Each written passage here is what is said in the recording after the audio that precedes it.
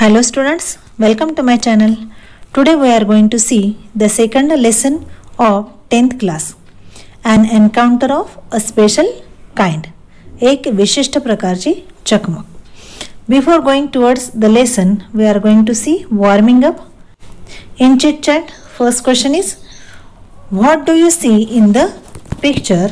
In this picture, a girl is taking a puppy, carrying it in a basket to a safe place.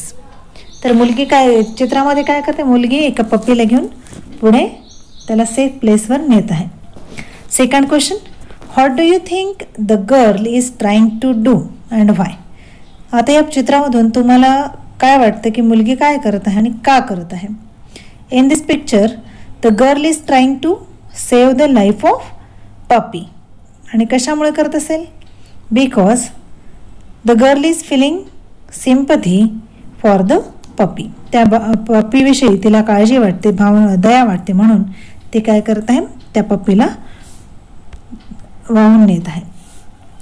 If you were in place of that girl what would you do. जर तुम्ही त्या मुलीच्या ठिकाणी असता तर तुम्ही काय केले असते. If I were in place of that girl I would also try to save that puppy from drowning. त्या पिलाला डुबण्यापासून मी वाचवण्याचा प्रयत्न केला असता जर मी त्या मुलीच्या ठिकाणी असतो. Do you think she will become successful in her mission. तुम्हाला वाटतं का की मग ती तिच्या कामामध्ये यशस्वी होईल. हिअर वर्बल क्वेश्चन आहे. Yes, I think she will become successful in her mission. तर ती त्या कामामध्ये नक्कीच सक्सेसफुल होईल. Match the appropriate heading with the images. आता आपल्याला 4 इमेजेस दिलेत आणि त्या इमेजेस आपल्याला त्या वाक्याशी हेडिंगशी जोडायच्या आहेत. म्हणजे कोणत्या हेडिंग कोणत्या इमेजशी जोडता येईल. Our luxurious bungalow. आता बंगलो म्हटलंय तुम्हाला सुखसोयींनी समृद्ध. तर बंगलो आपल्याला कोणत्या चित्रात दिसतंय, सी मध्ये दिसतो. So the answer of first is C. My favourite pastime. आता पास टाईम आहे तर तुमचा पास टाईम फेवरेट काय असेल पहा. तर इथे आहे आजूबाजूला पुस्तकं दाखवलेत तर तो असेल की पुस्तकं वाचणे. So answer of second is a. What a commotion. काय गोंगाट आहे. आता पहा कुठे वाटतो गोंगाट. बघा डी मध्ये त्या खिडकीमधून काही आवाज येताना दिसत आहेत आणि तो व्यक्ती डिस्टर्ब होत आहे. तर व्हॉट अ कमोशन काय होईल तिथे, डी नंबरला येईल. Engrossed in my book. Engrossed means गुंग होणे. तर या बी चित्रामध्ये पहा की तो व्यक्ती पुस्तकामध्ये गुंग झालाय, गढून गेलेला आहे. तर फोर्थला कोणता येईल, बी पिक्चर इमेज मॅच करता येईल. तर पुढे आता आपण जाऊया लेसनकडे. An encounter of a special kind. तर विशिष्ट प्रकारची चकमक.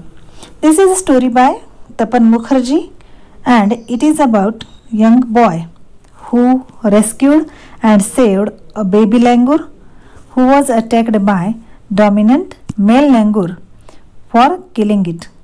And the story depicts a bond of trust, compassion and mutual understanding between man and animal. तसेच ही गोष्ट एकमेकांविषयी विश्वास, अनुकंपा आणि सामंजस्य दाखविते. मानव आणि प्राण्यातील सामंजस्य दाखविते. So we are going towards a lesson, an encounter of a special kind. My father was a medical professional working for a private company in Raniganj in West Bengal. तर लेखकाचे वडील हे पश्चिम बंगालमधील राणीगंज येथे एका खाजगी कंपनीमध्ये वैद्यकीय सेवेत कामाला होते. The officers of the company were housed in individual bungalows. त्या ऑफिसर्सला स्वतंत्र बंगल्यामध्ये राहण्याची व्यवस्था एका मोठ्या आवारात केलेली होती. Our house was in a corner of the campus. आणि लेखकाचं घर कुठे होतं, कॅम्पसच्या एका कोपऱ्यावर त्यांचं घर होतं.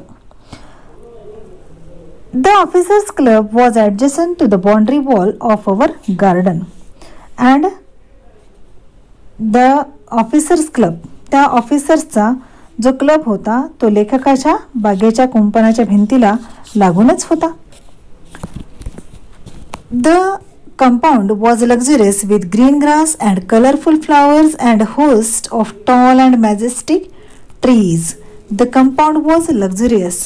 आता तो एक कंपाऊंड जो होतं ते कसं होतं, लक्झुरियस होतं. कशाने लक्झुरियस होतं? विथ ग्रीन ग्रास, म्हणजे तिथे खूप हिरवळ होती.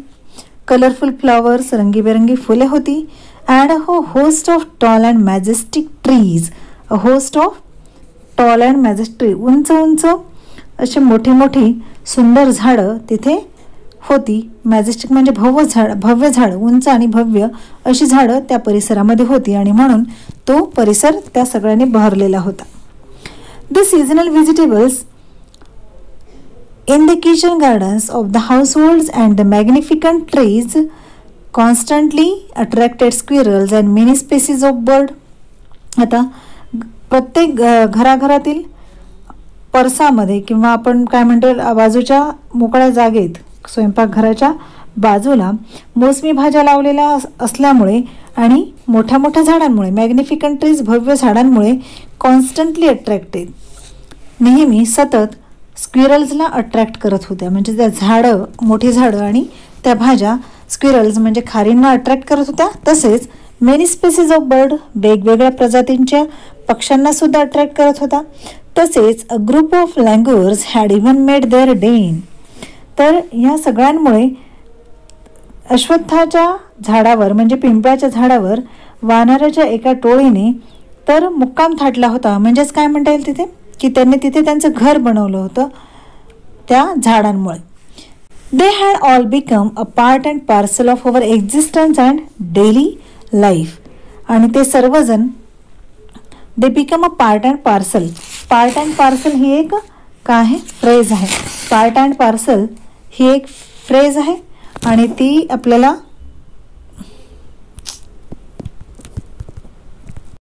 तर पार्ट अँड पार्सल म्हणजे अविभाज्य घटक बनणे ही एक फ्रेज आहे. तर हे सगळेजण खारी, वेगवेगळ्या प्रजातीचे पक्षी आणि लंगूर्स हे आमच्या जीवनातील आणि रोजच्या जीवनातील आणि आमच्या अस्तित्वाचा एक अविभाज्य घटक बनले होते. Second paragraph. A small incident on a Saturday afternoon left a profound effect on me and unfolded before my eyes a whole new dimension to the wonders of God's creation. आता इथे पहा, a small incident on a Saturday afternoon. एका शनिवारी दुपारी एक घटना घडली आणि त्याचा अ प्रोफाउंड इफेक्ट म्हणजे खोल परिणाम माझ्या मनावर त्याचा झाला, म्हणजेच लेखकाच्या मनावर. And unfolded a new dimension. Unfolded before my eyes a whole new dimension to the wonders of God's creation. Unfolded a new dimension म्हणजे रिव्हील्ड. तर रिव्हील्ड म्हणजे दर्शन होणे. कशाचं? बिफोर माय आईज माझ्या डोळ्यासमोर दर्शन झालं. कशाचं? अ होल न्यू डायमेन्शन म्हणजे एका नवीन पैलू, एखाद्या नवीन गोष्ट माझ्या डोळ्यासमोर घडली. It was a few days into the Puja vacation. ते कोणते दिवस होते की पूजा व्हॅकेशनच्या पूजा व्हॅकेशनमधले काही दिवस होते. Just like for any other child the holidays provided an opportunity for me to become engrossed in various magazines and storybooks published specially for children in the festive season. आता पूजेच्या सुट्ट्यांमध्ये म्हणजे पूजेच्या दिवस होते त्या सुट्ट्यांमध्ये just like for any other child, जसं एखाद्या कोणत्याही मुलाला सुट्ट्या मिळाल्या आणि सुट्ट्यांची जी संधी पुरवल्या गेली तर बाकीच्या मुलांना जसा आनंद होत होता तसाच मला होत होता आणि त्याचा पुरेपूर फायदा मी घेतला. कसा? To become engrossed in various magazines. मी स्वतःला वेगवेगळ्या मॅगझिन्समध्ये इनग्रॉस्ड म्हणजे गुंग करून घेतले किंवा मी त्या मॅगझिन्समध्ये गुंग झालो. And as well as story books आणि गोष्टींच्या पुस्तकामध्ये सुद्धा published specially for children in the festive season. आणि जे प्रकाशित झाले होते कोणासाठी? स्पेशली फॉर चिल्ड्रन म्हणजे लहान मुलांसाठी. इन द फेस्टिव्ह सीझन म्हणजे उत्सवाच्या दिवसांमध्ये ते काय स्पेशली मुलांसाठी जे स्टोरी बुक्स आणि मॅगझिन्स पब्लिश झाले होते ते वाचण्यामध्ये मी गुंग झालो होतो, बुडून गेलो होतो. After hearty lunch my parents and my younger sister lay down for an afternoon nap. After a hearty lunch म्हणजे इथे म्हणता येईल पोटभर, सफिशियंट अँड होलसम. इथे दिले सफिशियंट अँड होलसम म्हणजे पुरेसं पोटभर जेवल्यानंतर my parents and my younger sister lay down म्हणजे खाली पडले. कशासाठी? फॉर अन आफ्टरनून नॅप म्हणजे डुलकी घेणे. तर दुपारची डुलकी घेण्यासाठी माझे पॅरेंट्स आणि छोटी बहीण पडले होते. And I settled down with a story book. आणि मी स्टोरी बुक सोबत सेटल झालो म्हणजेच काय की मी पुस्तक वाचण्यामध्ये गुंग झालो होतो. The quite afternoon presented the perfect backdrop for reading and adventure story. The quite afternoon presented ते शांत दुपार, एवढी शांत दुपार होती की ज्यामुळे मला एक अनुकूल वातावरण मला वाचण्यासाठी मिळाले. ॲडव्हेंचर स्टोरी वाचण्यासाठी मला अनुकूल वातावरण मिळाले. The silence was occasionally broken by the sound of my family snoring. तर माझ्या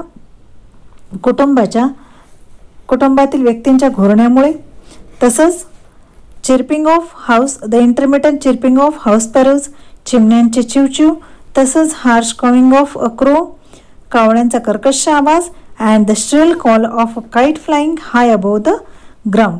आणि जमिनीवरून वर उंच उडत जाणाऱ्या घारीच्या कर्कश आवाजामुळे माझा शांतता अधूनमधून भंग होत होती. Minutes ticked by I became deeply absorbed in the book. आणि काही वेळानंतरच मी माझ्या पुस्तकामध्ये गाढ गुंगून गेलो होतो, पार कडून गेलो होतो. Suddenly I heard a group of street dogs barking furiously in the distance. Suddenly I heard a group of street dogs.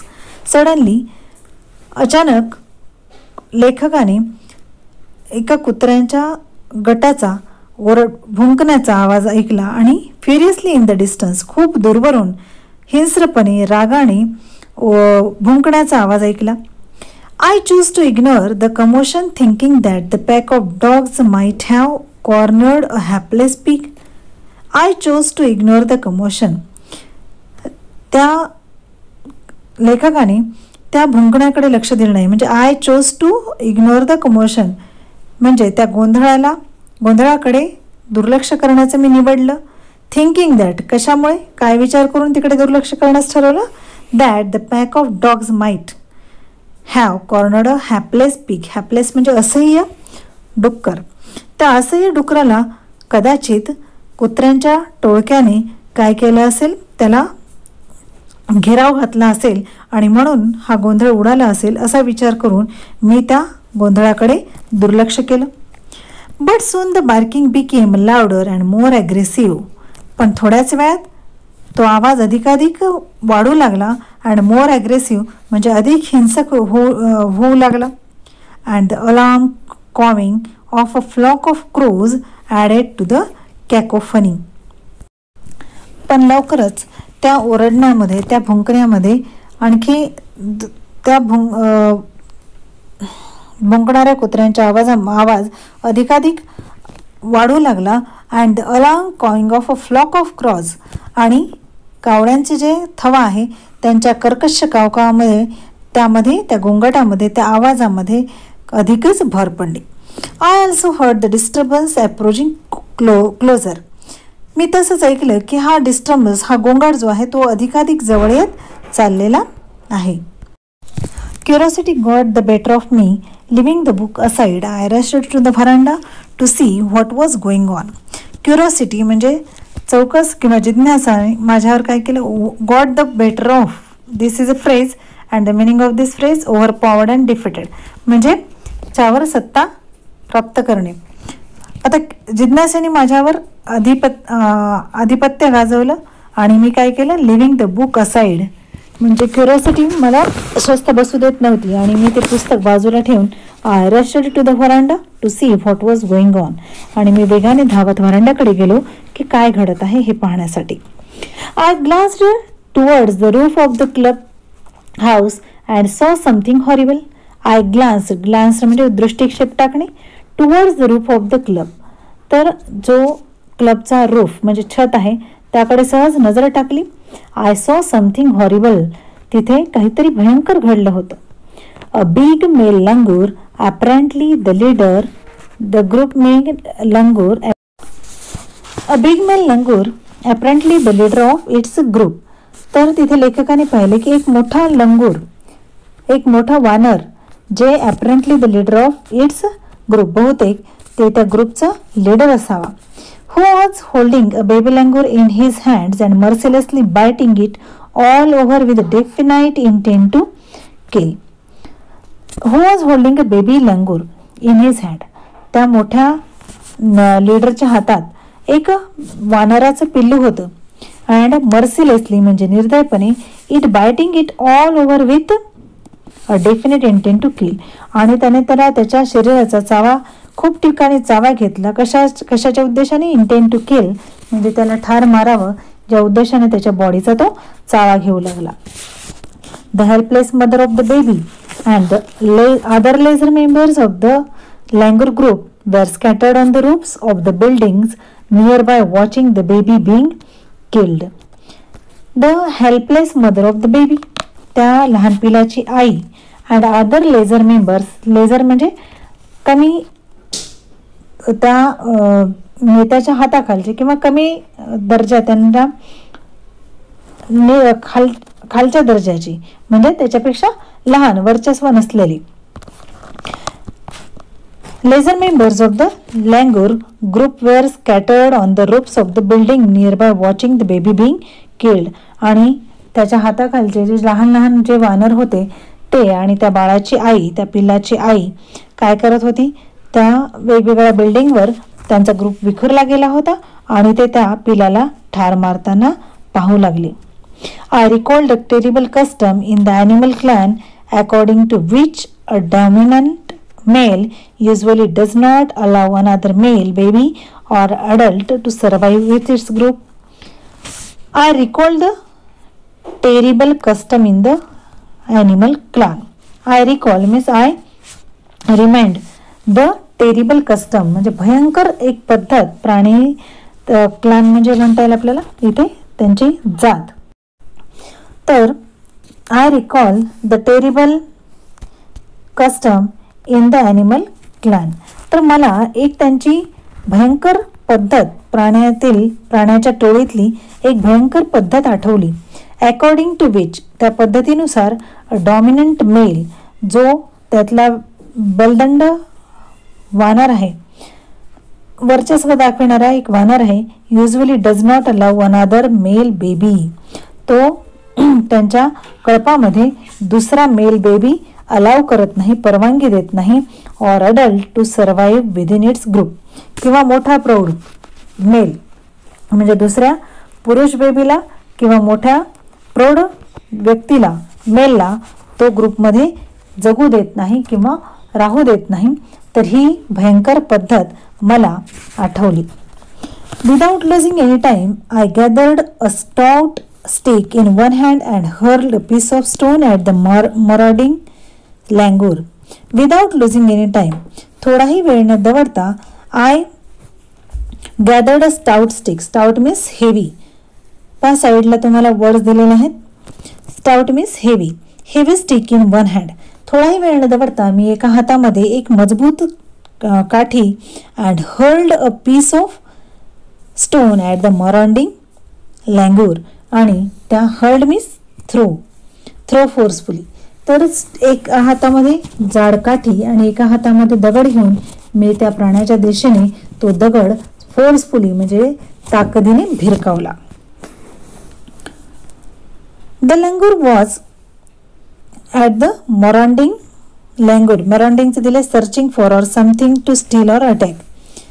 तर एखाद्या गोष्टीवर अटॅक करणारा जो लंगूर आहे त्याच्यावर. The langur was so infuriated that it hardly took any notice of my assault. The langur was so infuriated. Infuriated म्हणजे खूप रागात होता. तो खूप भडकलेला होता. And so that it hardly took any notice of my assault. आणि त्यामुळे त्याने माझ्या हल्ल्याकडे दुर्लक्ष केले, कारण तो खूप रागामध्ये होता. But then I started throwing more stones. The dogs on their part raised their pitch of cry. Then I started throwing more stones. आणि मग मी एकानंतर एक असे अनेक दगड त्याच्या दिशेने भरकवली. The dogs on their part raised their pitch of cry. आणि कुत्रे जे आहेत ते काय करू लागले, त्यांचा ओरडण्याचा कर्कश आवाज वाढवू लागले. त्यांच्या रडण्याचा आवाजाचा जो स्वर होता तो उंचावू लागला. Thus changed circumstances and the sudden unexpected attack from unknown quarters forced the langur to drop the baby from the sloping roof over the veranda. The changed circumstances म्हणजे बदललेली परिस्थिती and the sudden unexpected attack आणि अचानक झालेल्या हल्ल्यामुळे from the unknown quarters forced to langur.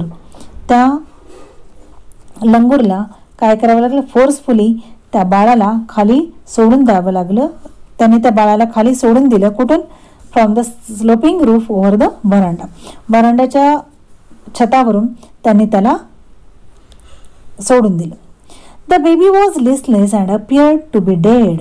Baby was listless म्हणजे without any energy. म्हणजे ते बाळ असं झालं होतं की जणू त्याच्यामध्ये काही जीवच नाही आहे, काही शक्ती नाही आहे. And appear to be dead. आणि कसं दिसत होतं, जणू काही ते मृत पावलं अशा प्रकारे दिसत होतं. As its body started to slide down, then excitement of the pack of dogs grew manifold at the prospect of a good kill and meal. As its baby started to slide down, जसजसं ते बाळ त्या छतावरून खाली सरकत येत होतं, the excitement of the pack dogs, त्या खाली उभा असलेला कुत्र्यांचा गट एक्साइटेड होता. कशासाठी? तर आज आपल्याला चांगलं शिकार आणि चांगलं अन्न मिळणार यासाठी. मॅनिफोल्ड म्हणजे मोर अँड मोर. डॉग्स ग्रीव more and more at the prospect म्हणजे फ्युचर बेनिफिट. म्हणजे आता आपल्याला चांगलं अन्न आणि चांगलं शिकार मिळणार, ह्यामुळे ते सुद्धा एक्साइटेड होते. Keeping the dogs at bay with the stick, I managed to catch hold of the baby langour's tail just as it stepped over the edge of the tiled roof. आता keeping the dogs at bay with the stick म्हणजे काठीच्या साह्याने त्या कुत्र्यांना दूर ठेवत लेखकाने I managed to catch hold of baby's langur tail. त्यांनी त्या बेबी लंगूरची शेपटी पकडली. Just as it tipped over the edge of the tiled roof. जेव्हा तो रूफवरून म्हणजे छतावरून खाली घसरत येत होता आणि जेव्हा तो टोकाला आला त्यावेळेला लेखकाने त्याची शेपटी हातामध्ये पकडली. The baby appeared inert and lifeless. It was indeed a male baby. Inert means powerless and motionless. तर ते पिलू कसं होतं? अशक्त. मोशनलेस म्हणजे निश्चल पडलं होतं. अँड लाईफलेस म्हणजे निष्प्राण दिसत होतं. It was indeed a male baby. खरोखरच ते नर पिल्लू होतं. By this time my parents and sisters had come out on to the veranda.